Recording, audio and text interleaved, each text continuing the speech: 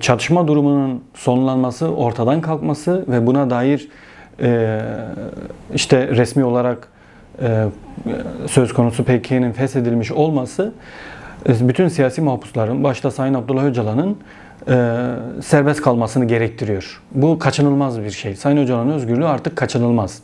Fakat diğer boyutlarda ele aldığımızda, yani örneğin umut hakkı bir yasal düzenleme olarak sistemimize girdiğinde bir değerlendirmeyi ifade ediyor umut hakkı. Yani bir özgürlük ihtimali olarak karşımızda duruyor.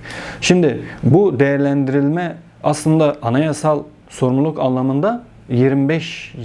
yıl içerisinde yapılması gerekiyordu. Yani 1-2 yıldır zaten geciken bir durum söz konusu hukuk anlamında.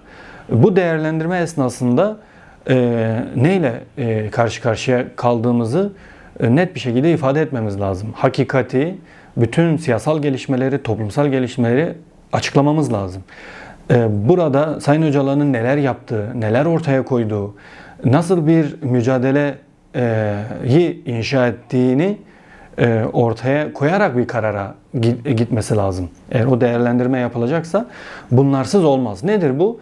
İşte 40 yıllık çatışmayı sonlandıran bir lider var karşımızda. Bu birçok anlama geliyor. Yaşamı savundu, akan kanı durdurdu, geleceği halkların ortak geleceği olarak örmeye çalıştı. Toplumun artık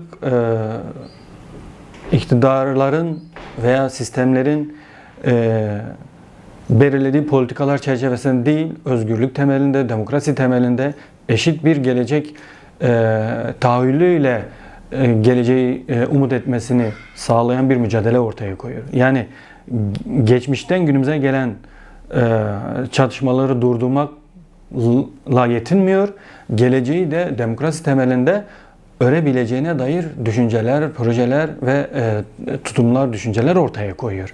Şimdi böyle bir insanı içeride tutmanın artık hiçbir gerekçesi kalmamış durumdadır.